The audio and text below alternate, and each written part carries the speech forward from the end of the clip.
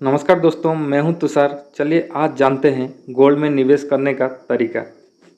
हम Indians gold के प्रति बहुत ही वीक हैं, इसलिए गोल्ड एक बहुत ही बेहतर इन्वेस्ट ऑप्शन बनता है।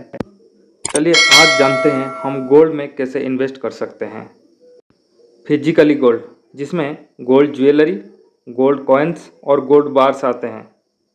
नॉन फिजिकली गोल्ड इन्वेस्टमेंट्स, जिसमें गोल्ड बॉन्ड्स, गोल्ड ईटीएफ्स और ई गोल्ड आता है। चलिए बात करते हैं गोल्ड ज्वेलरी का, जो एक कॉमन इन्वेस्टमेंट ऑप्शन है जिसको भारत में ज़्यादातर लोग अपनाते हैं। चलिए हम जानते हैं, अगर कोई आदमी अगर गोल्ड ज्वेलरी खरीदता है और उसको कुछ दिन के बाद बेच देता है तो हमारे साथ एक्चुअली होता क्या है।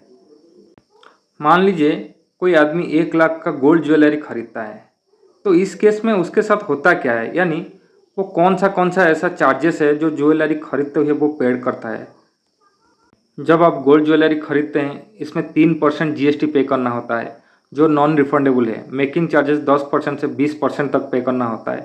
टैक्स भी पे करना होता है अलग से। सेम ज्वेलरी को अगर कुछ दिन के बाद आप बेचने जाएंगे तो क्या होगा, चलिए जानते हैं।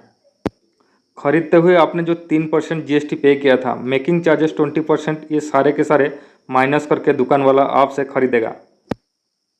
यानी आप लगभग 20% से 30% तक नुकसान में अपना ज्वेलरी बेचेंगे।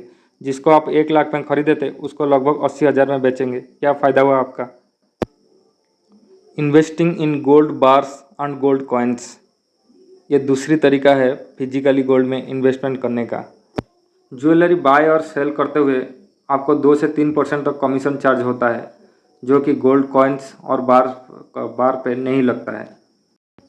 गोल्ड ज्वेलरी पे आपको बहुत ही आसानी से लोन मिल जाता है। कोई भी बैंक आपको गोल्ड लोन दे देता है, जबकि ज़्यादातर बैंक्स कॉइन्स और बार के बदले लोन देने में एग्री नहीं होते हैं। चलते हैं नॉन फिजिकल गोल्ड इन्वेस्टमेंट पे, जिसमें पहले आता है गोल्ड ईटीएफ, यानी exchange traded fund. Gold ETF आपको स्टॉक मार्केट में मिल जाएगा, जो कि स्टॉक मार्केट में ट्रेड होता है, जिसे आप कभी भी बाय और सेल कर सकते हैं। गोल्ड ईटीएफ में निवेश के लिए आपको एक ट्रेडिंग अकाउंट की ज़रूरत होगा। गोल्ड ईटीएफ में आप गोल्ड के वैल्यू को इलेक्ट्रॉनिक तरीके से होल्ड करते हैं। गोल्ड ईटीएफ में आपको बस 0.65% से 1.25% तक सिक्योरिटी कॉस्ट देना पड़ता है। नंबर 2, ई गोल्ड।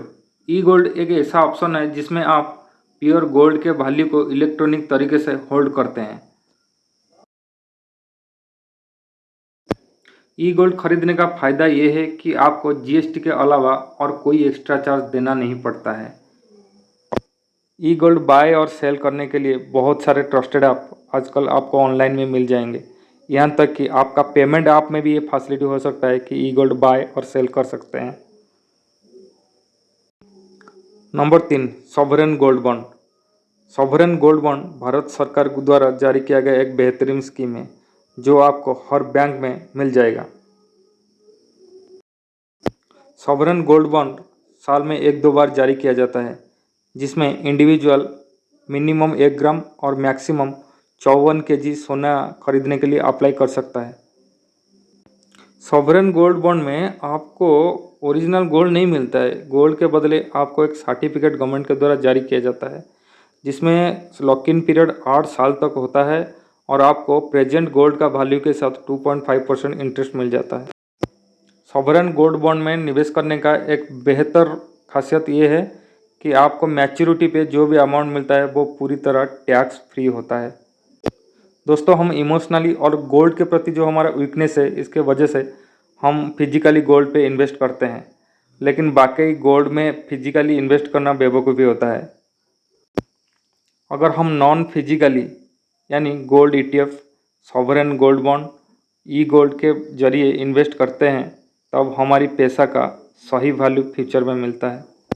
तो दोस्तों, ये थी गोल्ड इन्वेस्टमेंट के बारे में कुछ मोटा मोटा जानकारी, ताकि आप अपना फ्यूचर में अगर गोल्ड में निवेश करें तो सही जगह निवेश कर सकें। मेरी वीडियो अगर अच्छा लगे तो लाइक, शेयर और सब्सक्राइब ज़रूर कर दें।